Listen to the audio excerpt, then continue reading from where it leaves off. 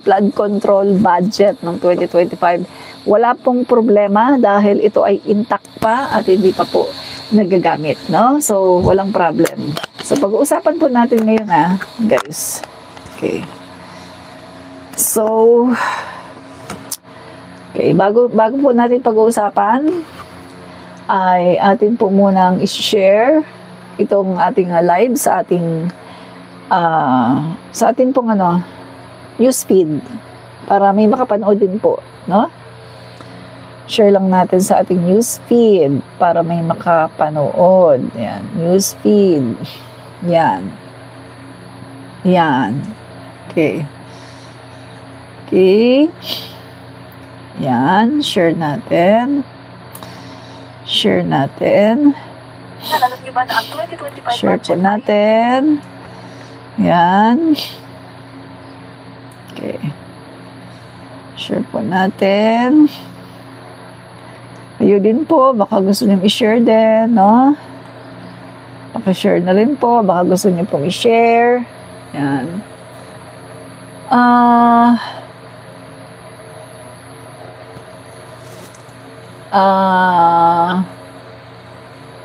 Sabi niya?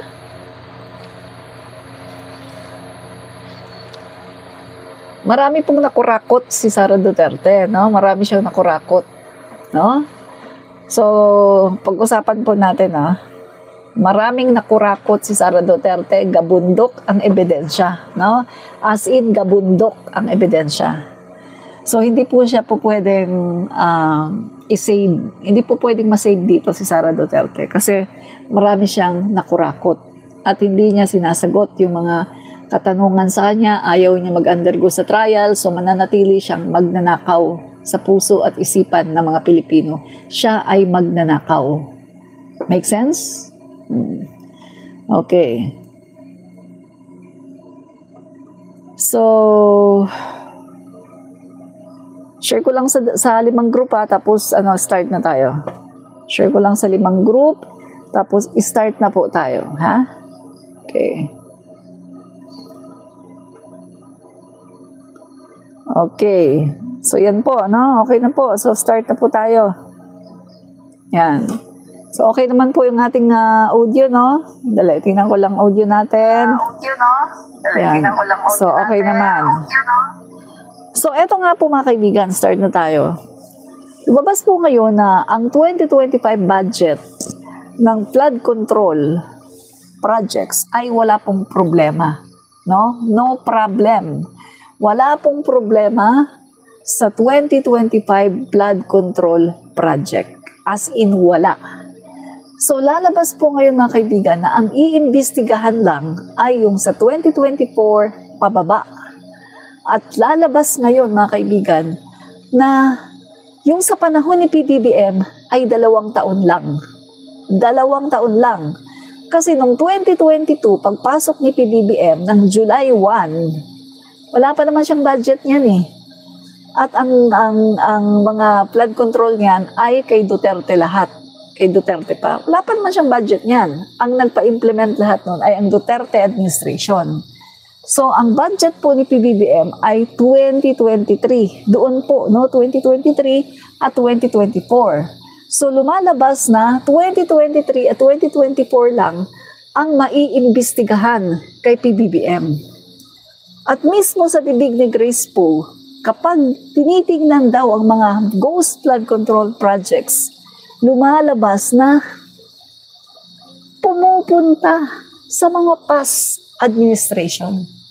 Pumupunta daw talaga, go back, no? Talagang bumabalik sa past administration. So wala tayong magagawa. Hindi natin pwedeng piliin. Hindi natin pwedeng sabihin na, ay kailangan dito lang tayo sa 2023-2024. 2 taon lang kailangan kay PBBM lang, 2023-2024. Hindi pwede yun. Kasi along the investigation, nakita nila na yung mga ghost flood control projects bumabalik sa mga nakakaraang taon. Duterte administration. Di ba? Meron ng COA eh. Yung COA, yung nakalimutan ko yung pangalan, nire-recomendahan din na kasuhan. Pati yung yung pinaka-cheap ng COA, nire-recommend din na kasuhan sila. So lumalabas mga kaibigan, 2 years lang ang maiimbestigahan sa panahon ni PBBM, 2 taon lang. The rest ay Duterte administration. Na sinabi mismo ni Grace po, mga kaibigan, walang problema sa 2025 budget, yung flood control budget sa 2025 ay hindi pa nagagastos. Bakit? Naagapan po. Naagapan ng Marcos administration. Dahil nakita ni PBBM ito, mga kaibigan, sa kanyang SONA, nakita niya, so ayan mga kaibigan, hindi pala ni-release ang budget para sa flood control. No? So, yan po mga kaibigan. Atin pong tingnan po natin yung sinasabi po ni Grace po. Panoorin natin yung sinasabi ni Grace po. So, lumalabas mga kaibigan, ang mga katiwalian, mga flood control, ghost flood control projects ay dito talaga sa panahon ni Duterte. Duterte administration, no?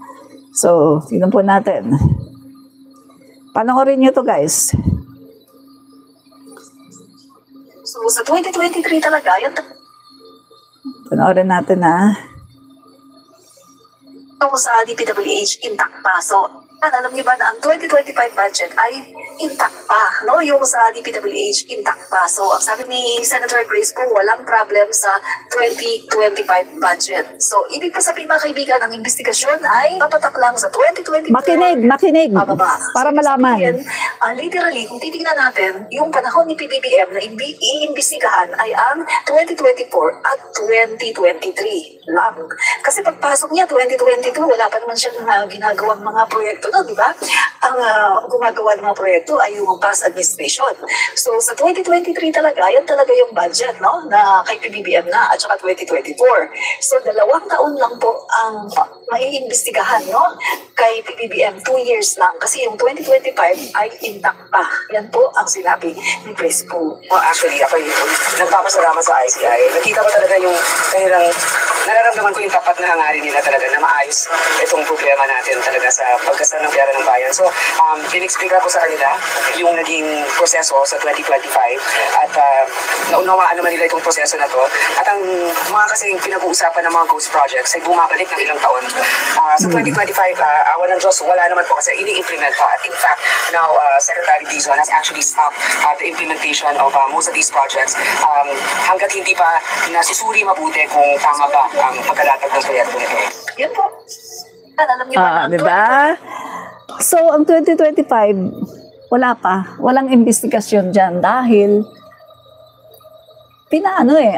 hindi, kumbaga, intact pa. Hindi pa ginastos talaga para talaga sa flood control projects. Walang ghost flood control projects sa 2025.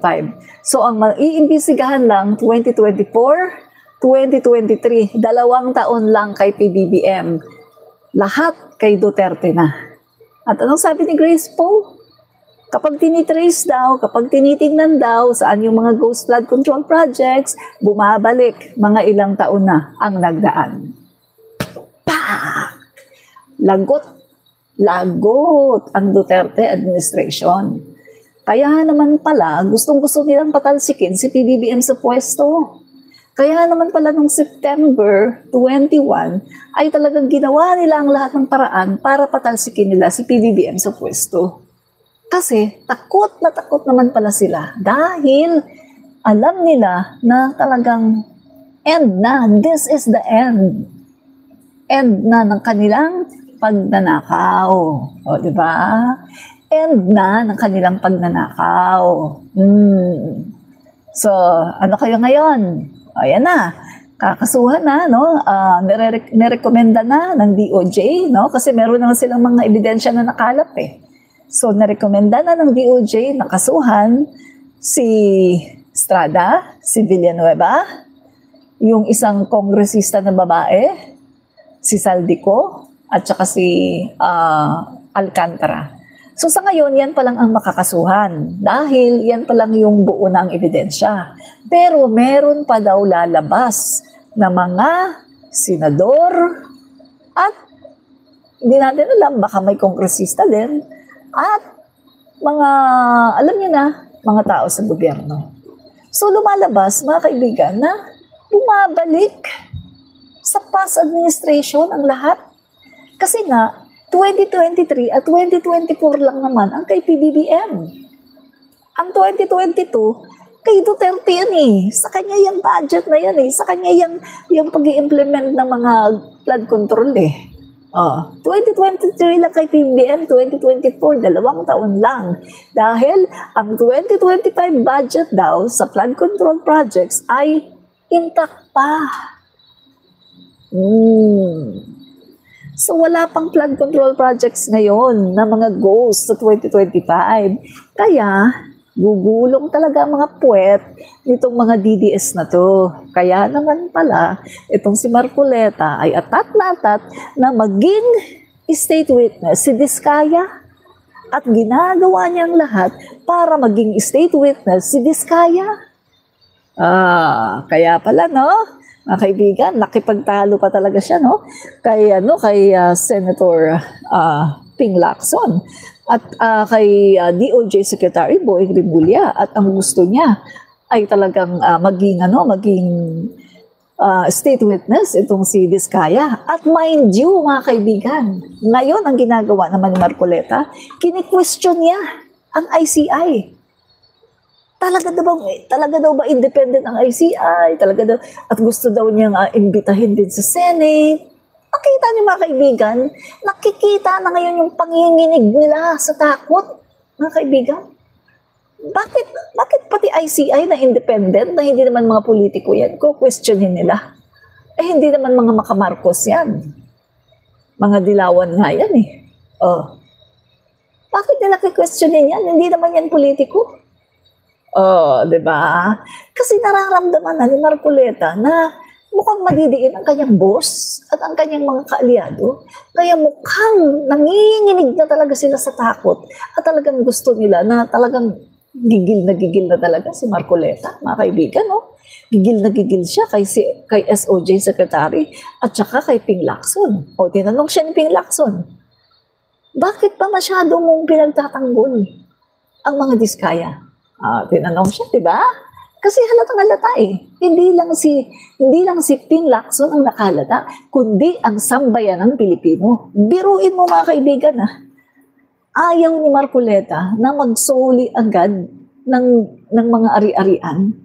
Ang gusto ni DOJ Secretary Boying Rimulya, kung gusto talaga nila maging state witness, tell everything. Walang poprotektahan. Pagkatapos, kailangan magsoli sila. Kahit man lang kalahati, isoli nila. Sabi ni Marcoleta, hindi daw yan requirements. Tingnan niyo, mga kaibigan, ang pinagtatanggol dito ni SOJ Secretary Boying Rimulya ay ang pera ng taong bayan. Pero si Marcoleta, ang pinagtatanggol niya ay ang mga Diskaya. Tingnan niyo yan, mga kaibigan. Yan ang senador ni Duterte. Yan ang Duterte Black. Senador ni Duterte. Pinagtatanggol si Diskaya. Bakit? Alam naman natin, number 1 contractor ng mga Duterte, si Diskaya. Alam natin yan, mga kaibigan, number 1 contractor ng mga Duterte ay si Diskaya. Kaya siguro, kanyang pinagtatanggol at ipinaglalaban niya talaga. At sabi pa niya, nagtitreat pa siya kay SOJ Boying Rimulya na baka yan daw ang maging dahilan para madisbar si Secretary Boying Rimulya. Tingnan mo yan, mga kaibigan. May balak pa yata siyang ipadisbar si Secretary Boying Rimulya dahil sa pagtatanggol sa pera ng taong bayan. Kung titingnan natin, tama naman ang sinasabi ni Secretary Boying Rimulya. Kung gusto niya maging state witness, magsoli siya ng pera, magsoli siya ng mga ninakaw niya, at pagkatapos, sabihin niya lahat, wala siyang poprotektahan. Doon pwede siyang maging state witness. Pero dito, nakita niyo naman, di ba? Si Diskaya, anong sabi niya kay Jinggoy? Wala daw. Tinanong siya, di ba, nung unang meron bang mga senador Meron bang mga senador na involved? Anong sabi ni Diskaya? Wala. Pagkatapos, nalaman na lang natin, sina Alcantara, sina Bryce, anong sinasabi? Merong mga senador na involved. Di ba? So nakikita natin ang kasinungalingan ni Diskaya na pinagtatanggol ni Marcoleta. Tingnan mo mga kaibigan.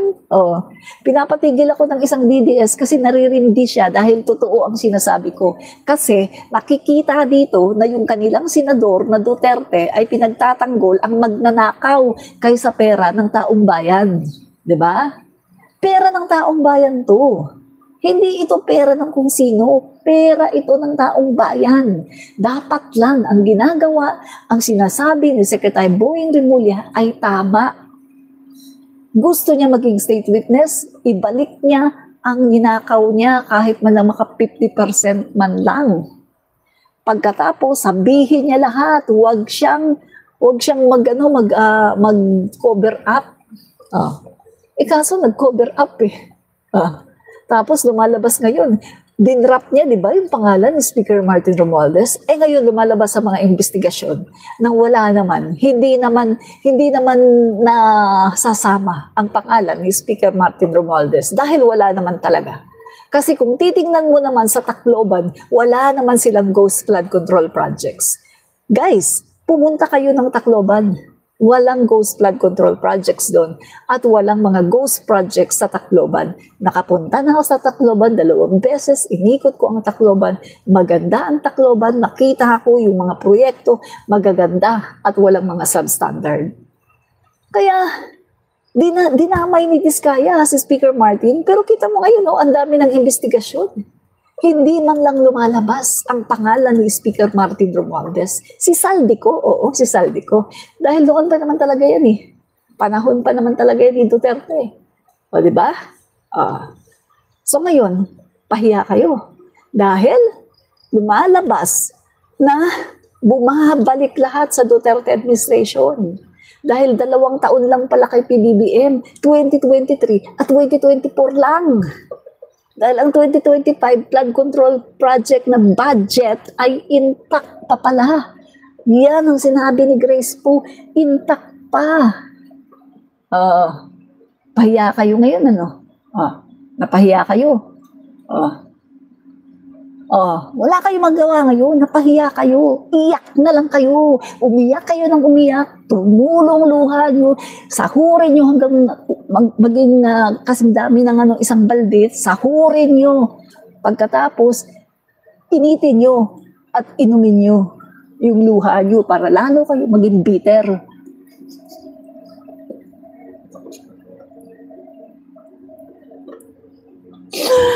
Sabi ni Tito Bobby, iyak ulit mga DDS. Sama ng loob mga DDS. Correct, no? Tama po kayo dyan, Tito Bobby. Ang sama ng kanilang loob, no? So malinaw na malinaw ang sinasabi ni Grace po. Ulitin natin yung sinasabi ni Grace po Walang problema sa 2025 budget. Dahil nga 'di ba, ang pangulo natin, kumbaga, mukhang natitimbrihan na ang pangulo na. Teka lang, may problema. So si Secretary Vince Dizon, alerto. Oops, hold, wala mo nang gagawa ng flood control. Diba? So intact pa ang flood control project ng 2025. So wala pang pwedeng i-audit, wala pang pwedeng imbestigahan sa 2025. Ang investigation ay papatak lang sa 2024, 2023, 2 taon lang kay PBBM, tapos lahat kay Duterte na. At saka 2015, 1 taon ni Pinoy. So lumalabas ngayon, panoorin nyo ulit Grace po. Pagkasta ng pera ng bayan. So, iimbestigahan ay ito yung video. na iimbestigahan ay ang 2024 at 2023 lang. Kasi pagpasok niya 2022, wala pa naman siyang ginagawang mga proyekto na, di ba? Ang gumagawa ng mga proyekto ay yung past administration. So sa 2023 talaga, yan talaga yung budget, no? Na kay PBBM na at saka 2024. So 2 taon lang po ang maiimbestigahan, no? Kay PBBM, 2 years lang. Kasi yung 2025 ay intact pa. Yan po ang sinabi ni Grace Poe. Actually, ako yung nagpapasalamat sa ICI. Nakita ko talaga yung kanilang, nararamdaman ko yung tapat na hangarin nila talaga na maayos itong problema natin talaga sa pagkasta ng pera ng bayan. So, pinexplica ko sa kanila yung naging proseso sa 2025 at naunawaan naman nila itong proseso na to. At ang mga kasi pinag-uusapan ng mga ghost projects ay bumabalik ng ilang taon. Sa 2025, awan ng Diyos, wala naman po kasi ini-implement pa. At in fact, now Secretary Dizon has actually stopped the implementation of most of these projects hanggat hindi pa nasusuri mabuti kung tama ba ang pagkalatag ng proyekto nito. Yun po. Iba na. Iyak na lang kayo mga DDS. Iyak. So lumalabas, ang problema talaga, sabi ni Grace Poe, kapag sinusuri yung mga flood control projects, bumabalik sa mga ilang taon na nagdaan, no? So hindi ngayong panahon ni PBBM, kundi mga taon na nagdaan. Pahiya kayo. So ang korupsyon nangyari sa panahon ni Duterte. Pahiya kayo ngayon, pahiya kayo. Ang korupsyon ay nangyari sa panahon ni Duterte. Hindi talaga kay PBBM. Kay PBBM, minana niya ito. Itong mga issue na to, minana niya. At ang kagandahan nito, hindi tinolerate ni PBBM. In-expose niya ito, pinasabog ito ng Pangulo hanggang sa lumaki, hanggang sa lahat ng mga Pilipino ay namulat ang mata at na-involve tayo na ganito pala ang kalakaran. So, magpasalamat tayo dahil meron tayong Pangulo na talagang lumalaban sa korupsyon. Sabi ni Norma Albuta, anong proof mo? Bugok. Anong proof? Ay, nag-iimbestiga ang ICI, Independent Commission na nag-iimbestiga ng mga infrastructure project. Anong proof? Marami silang proof. Bugok.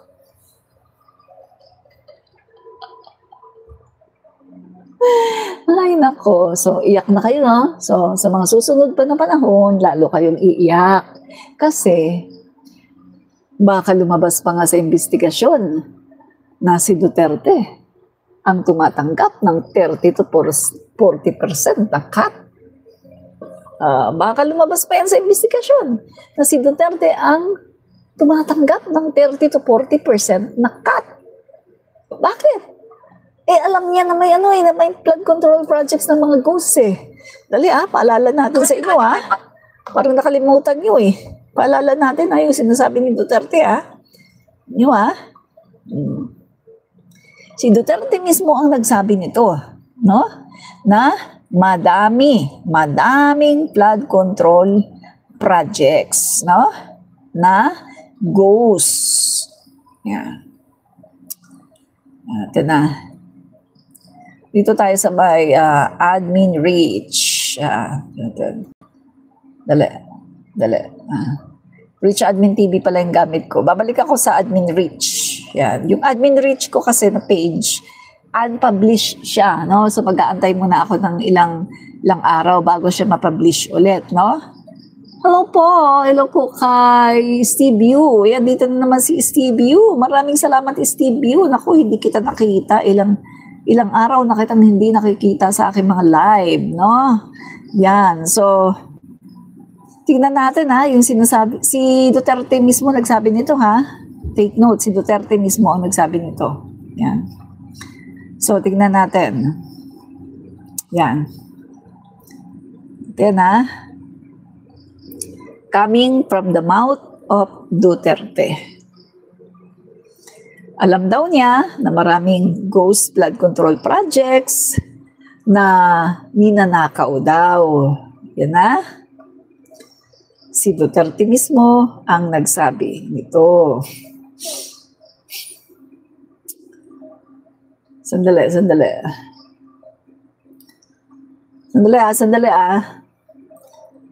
Wala dito sa aking dito tingnan ko sa TikTok. Kasi guys, nagbura ako sa aking nagbura ako sa aking admin reach kasi nga 'di ba na unpublished ako. So ito. Ito guys. Ito. Ang DPWH, ang pinaka-racket dyan is yung ghost project. So walang delivery ghost project. Maramihan yan is the regional director. Ipapalabas nila na may project dito at wala. I wish to Anong sinabi? Ano sinabi? Ang DPWH, yung kalakaran daw dito ay marami daw dito ghost flood control projects. Palalabasin daw na may proyekto, pero wala naman pala. Bubulsa lang. Alam ni Duterte. Di ba? Ano kayo ngayon? Napahiya kayo, no? Pahiya kayo.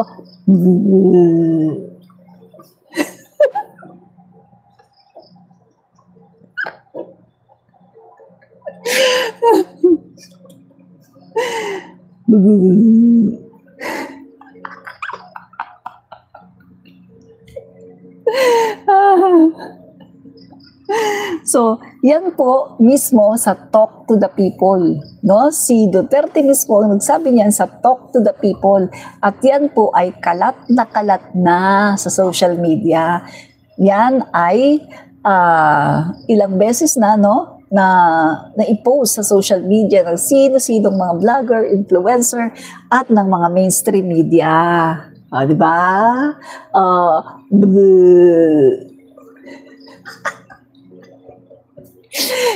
Ginagaya ko lang si Lucring, no? Ginagaya ko lang si Lucring, 'di ba? Alam niyo kung sinong Lucring? Si Sara Duterte. Lucring 'yun eh. So ginagaya natin. Kasi yun eh, biruin mo, abogado, vice president. Pero kung mag-asta, talo na kayo. Sa akin na lahat. Yung si Lucring eh. May video ako niyan. Madami. Marami siya mga instances na ganyan siya. Kasi siya ay Lucring. Diba? Lucring. Diba? Yun ang katotohanan. Siya ay si Lucring. Ano sabi sa rally? Sara Baliw. Yun yung sabi sa rally. Narinig niyo ba? Gusto niyo parinig ko sa'yo? Parinig ko sa inyo. Dali, hanapin ko ha. Hanapin natin. Galit na galit yung mga tao eh. No? Kay Sara, galit na galit sa kanya. Hanapin natin. Sara Baliw. Yan. Hanapin natin ha. Hanapin natin. Sara Baliw. Sabi pa nga, Sara Baliw, dalhin sa mental.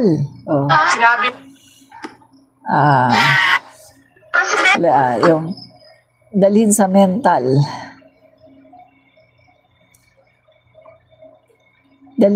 Sara, dalhin sa mental.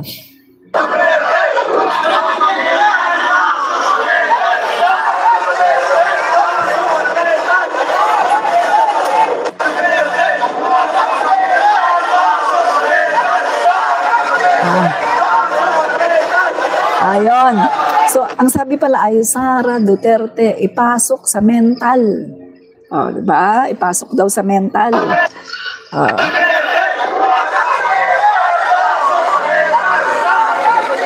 Ipasok sa mental. Diba? Ipasok daw sa mental. Sara Duterte, ipasok sa mental. Sara Duterte, ipasok sa mental. Sabi ni ano, putol-putol daw. Hindi panoorin mo yung buo. Alangan namang ipalabas ko dito yung buo. Eh, anong oras tayong matatapos? Bugok. Manang-mana ka sa idolo mo. Bugok din. Magla-live ako, ipapalabas ko buo. Eh, gusto mo makopyright ako? Ugok. Ay nako. Bakit ba bobo ang mga DDS? Manang-mana sa kanilang idolo. Bugok. Grabe. Napakabugok talaga.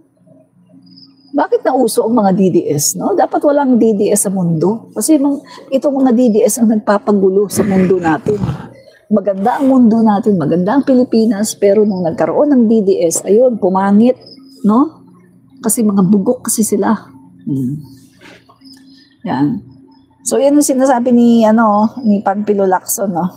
Why are you so protective of Diskaya? Lacson asked Marcoleta.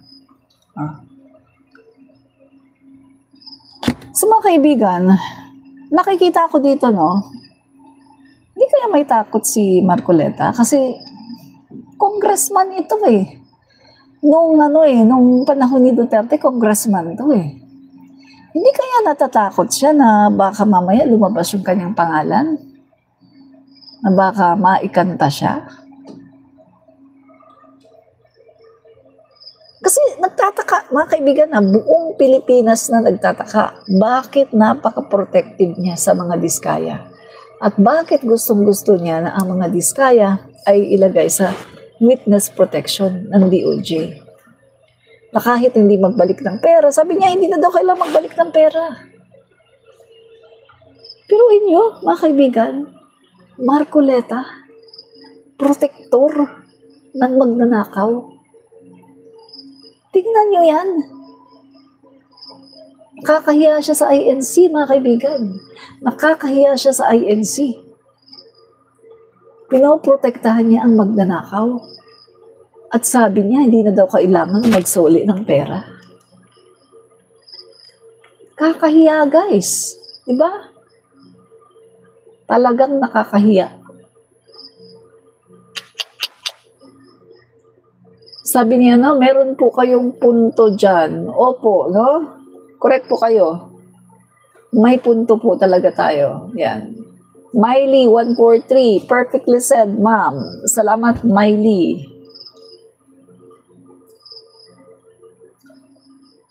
Yan. Okay, no? So, tuloy natin.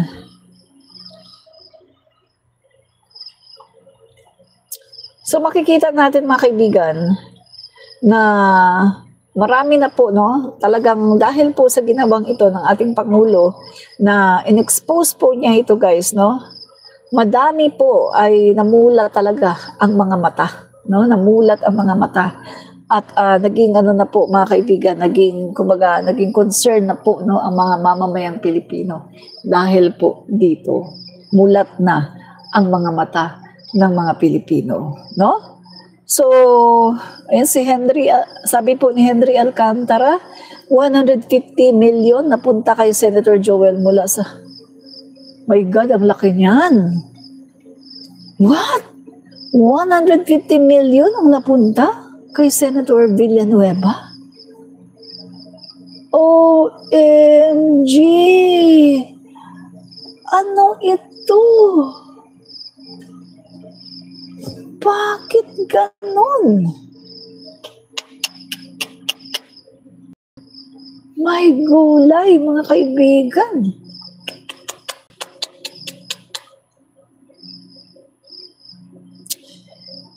Ay, ang laki ng napunta kay Senator Marcoleta Villanueva. Grabe, mga kaibigan. Kung totoo man talaga ito, kung mapatunayan sa korte, kasi mga kaibigan, ano na siya inano na po kakasuhan, no, ng DOJ, no? Si Villanueva, si Estrada, si Saldico, yung isang kongresista babae, tapos yung mga district engineer, no? So kakasuhan po. So Kung ito man ay totoo, mga kaibigan, at talagang mapatunayan to, nakakahiya ito, mga kaibigan. GIL to eh. Jesus is Lord to. Kakahiya yan, mga kaibigan. Iskandalo yan, guys. Madadrag yung kanyang church, yung church nila. Iskandalo yan. Jesus is Lord yan. Nagpapastor pa yan, mga kaibigan, no? sa kanilang church. Jesus is Lord. Kakahiya to, guys, kung sakaling ito ay talagang mapatunayan, no, sa korte.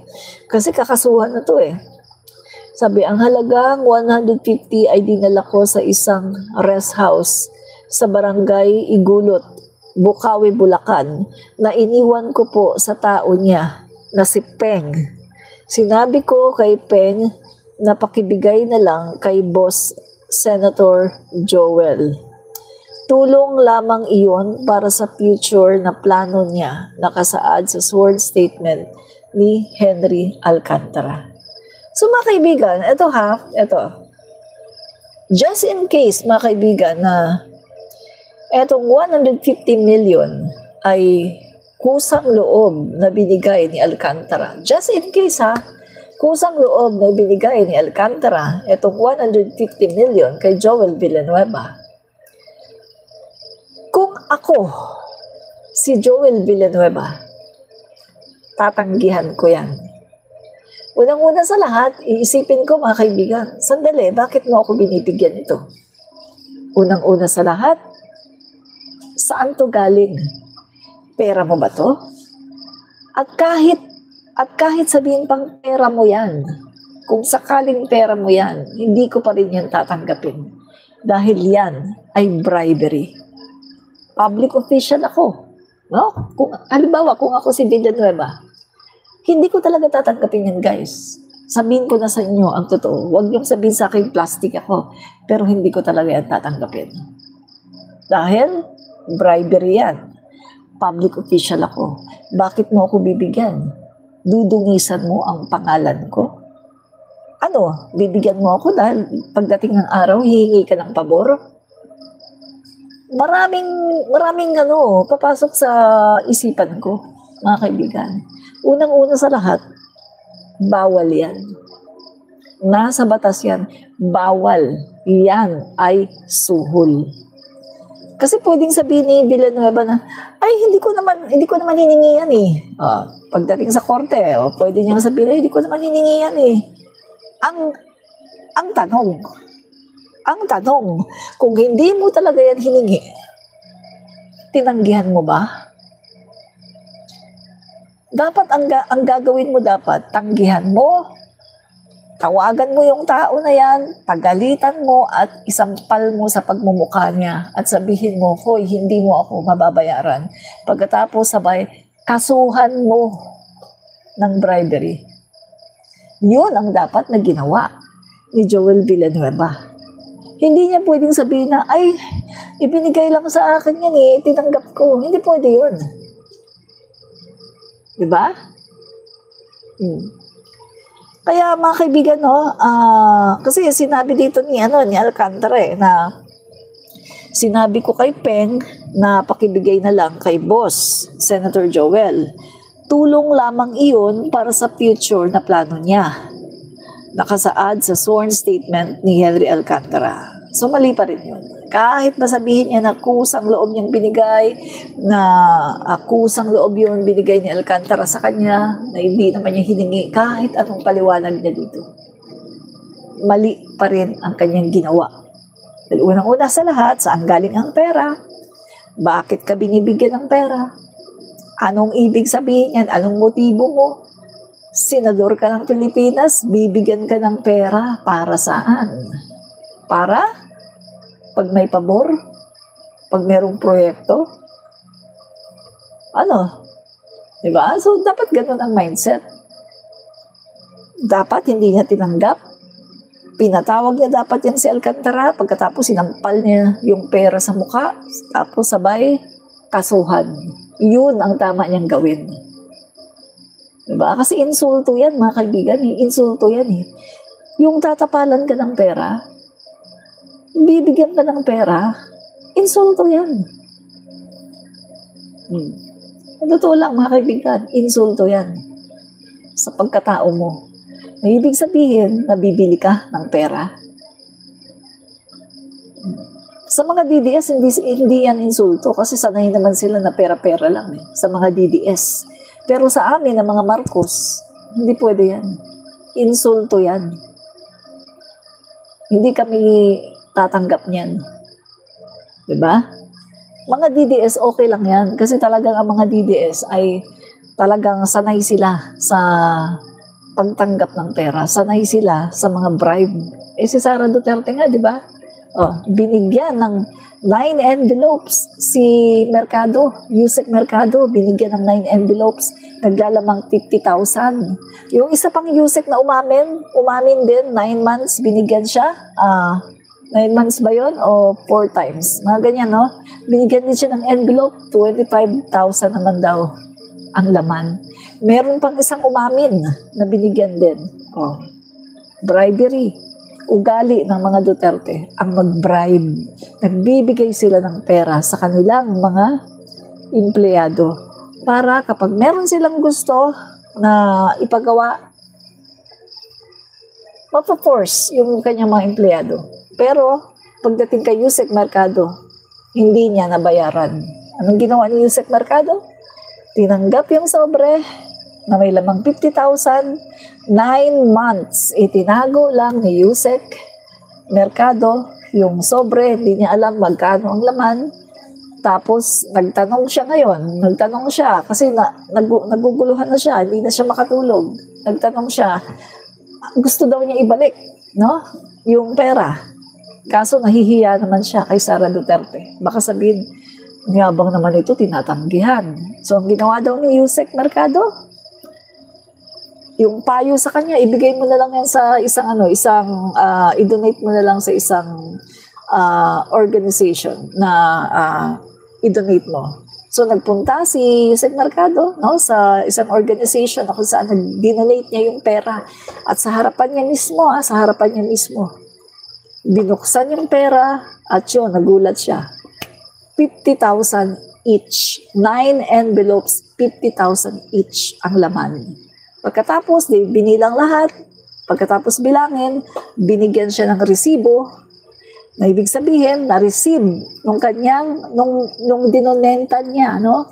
Kung saan siya nag-donate, niresibuhan siya. Kaya meron siyang resibo.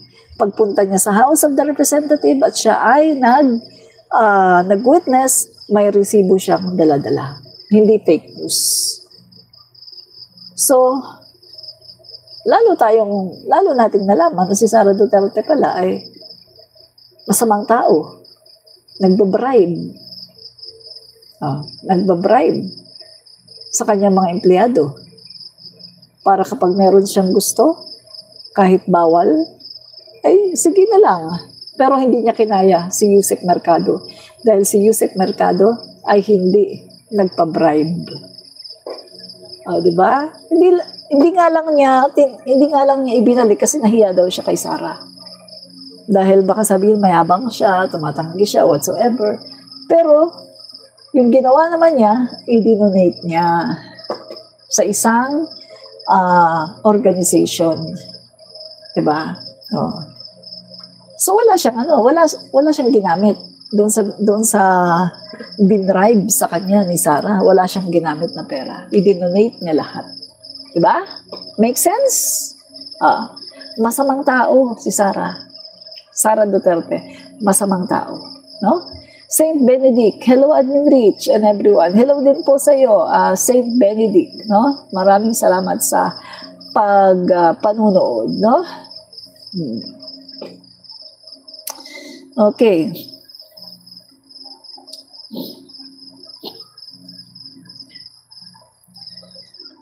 So mga kaibigan, meron ako ditong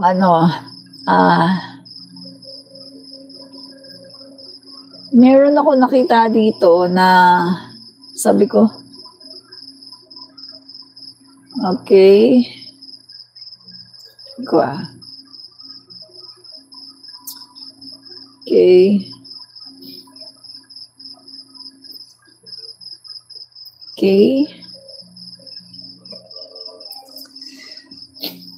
flex ko lang itong isang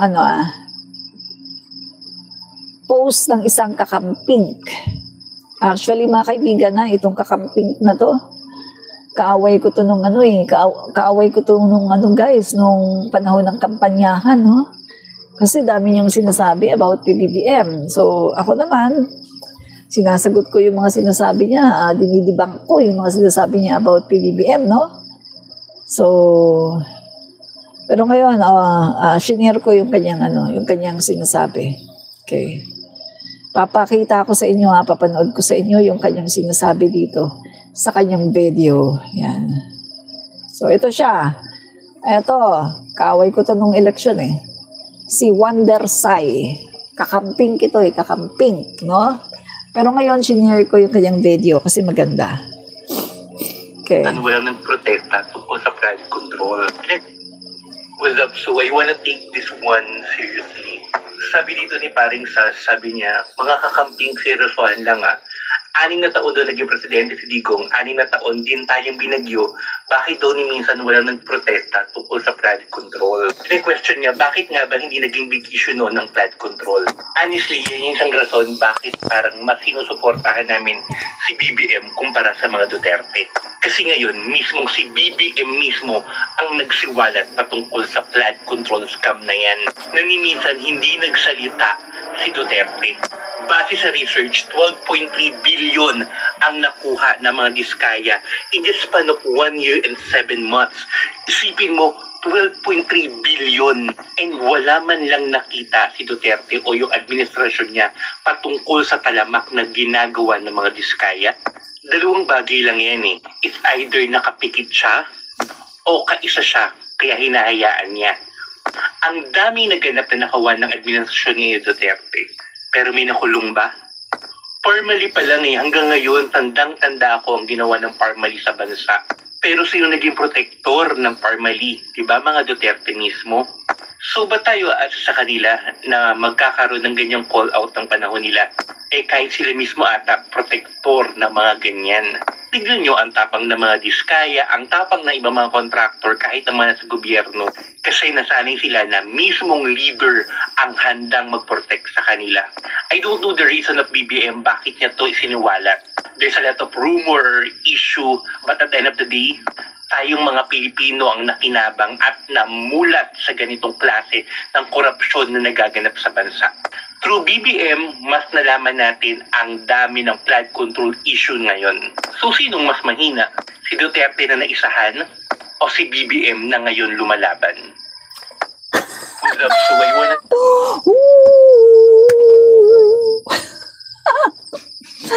From kakamping.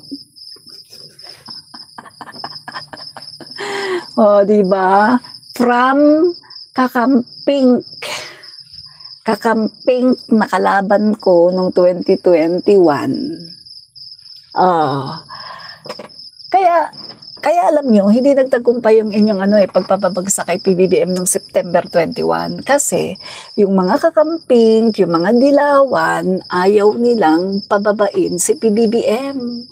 Dahil ang sabi ng mga kakamping at mga dilawan, mas pagtsatsagaan na nila si PBBM kaysa kay Sara Duterte na kurakot na hindi man lang humarap sa trial at pinipigilan lahat ng paraan ginagawa para hindi matuloy ang trial. Ayaw nila sa kurakot na Duterte.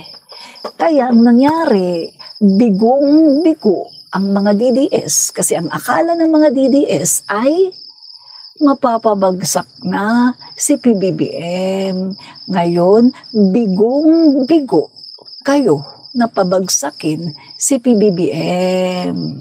Diba? Masakit ba ang mabigo? Kakamping yan, nagsalita. Diba? Nagtanong sino? Expert Gaming Mobile Tech. Kamusta daw Tamba? Tamba? Sinong Tamba yan? Speaker Martin? Speaker Martin, tinatawag yung Tamba Los, diba? Ito. Tingnan nyo ha. Ang daming sinasabi ni Sara Duterte kay Speaker Martin.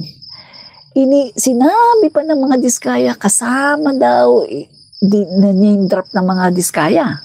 Kasi nga, mga Diskaya, aral, scripted yung kanilang mga sasabihin. Uy, kailangan i-name drop mo si Martin Romualdez, ha? O i-name drop mo yan pagkatapos namin na maging kasama ka sa witness protection. I-name drop mo si Martin Romualdez. Ayan na, nag-name drop Martin Romualdez. Kaso, pagdating sa investigasyon, walang connection. Hindi makita ang connection. Hindi lumalabas ang pangalan ni Martin Romualdez. Ano kayo ngayon? Diba? Hindi lumalabas ang pangalan ni Martin Romualdez. Bakit? Kasi nga, wala namang ghost flood control projects sa distrito ni Martin. Wala. Sino ba ang nagsusumbong para sa mga flood control projects na ghost? Sino ang nagsusumbong? Di ba ang mga tao? Di ba ang Pangulo natin, nagpagawa siya ng website, sumbong mo sa Pangulo. Nandun. Lahat ng tao na nakikita nila na yung flood control project sa lugar nila ay wala naman, ay ghost naman, o kaya substandard, isusumbong nila doon sa website. Ang daming nagsumbong, nasa 13,000 na.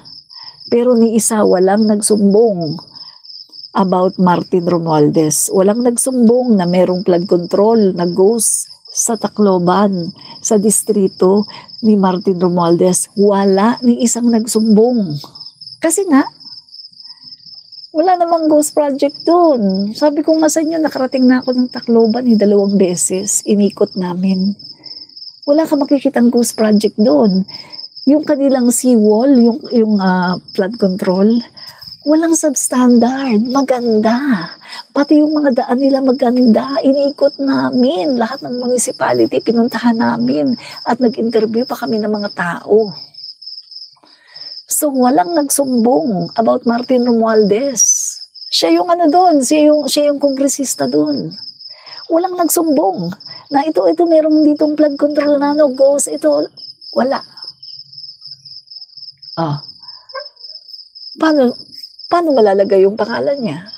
Paano siya imbestigahan? Wala nga Wala nang flood control project doon. Walang mga ghost flood control doon. Walang ghost project doon. Kahit anong ghost, wala. Diba? So kayo isang malaking bigo. Bigo na naman kayo. Dahil gusto nyong madamay si Martin Romualdez, pero until now, hindi pa rin siya nadadamay. Yun lang, nag-name drop lang si Diskaya, hanggang name drop lang, pero walang ebidensya. Hindi katulad kay Jinggoy, hindi katulad kay Joel Villanueva, hindi katulad kay na Alcantara, sino-sino pa, na may ebidensya.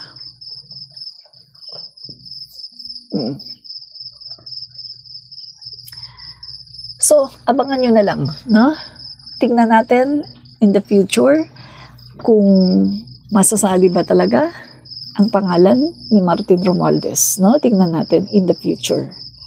Kasi itong nag-iimbestiga ngayon, independent commission na for infrastructure. Walang walang sisinuhin. Hindi ito maka Marcos, hindi ito maka Romualdez. Dilawan pa nga yan Singson, panahon niya ni Pino Yung former justice na pinaka-chief nila, hindi rin naman maka Marcos. Pati yung babae na para sa accountant, hindi rin siya maka Marcos. Dilawan pa nga yan tsaka camping. Sinadya ng Pangulo natin yan. Kasi para patas, para hindi mapaghinalaan na, mga makamarcos yan. Kaya kayo hindi kasi makamarcos yan. Ayaw ng Pangulo natin yon. Gusto ng Pangulo natin, patas na investigasyon. At hindi yan nagawa ni Duterte. Dahil sa panahon ni Duterte, pinigilan niya lahat ng investigasyon. Pinigilan ni Duterte. Remember? Nag-imbestiga nga lang Blue Ribbon Committee about flood control projects. Pinapapunta nga lang mga senador. Galit na galit si Duterte. Wag daw papupuntahin yung mga senador. Naglabas siya ng memorandum na hindi po pwedeng imbestigahin ang kanyang mga senador. Ang kanyang mga cabinet members ng mga senador. Hindi po pwedeng imbestigahan ang kanyang mga cabinet members ng mga senador sa Blue Ribbon Committee. Diba? So, ano kayo ngayon? Pahiya kayo, pahiya. O, sandali lang ititigil ko muna ang aking pagpapaiyak sa inyo, mga DDS, kasi meron akong pupuntahan, no? So, mamaya ko na lang ulit kayo paiiyakin pagbalik ko. Ha, mga DDS, bye-bye muna. Mag-ano muna kayo, magkuha muna kayo ng panyo, punas muna kayo ng inyong luha, no? Pagkatapos, mamaya, babalik ako. At pagkatapos, paiiyakin ko kayo ulit. Bye-bye!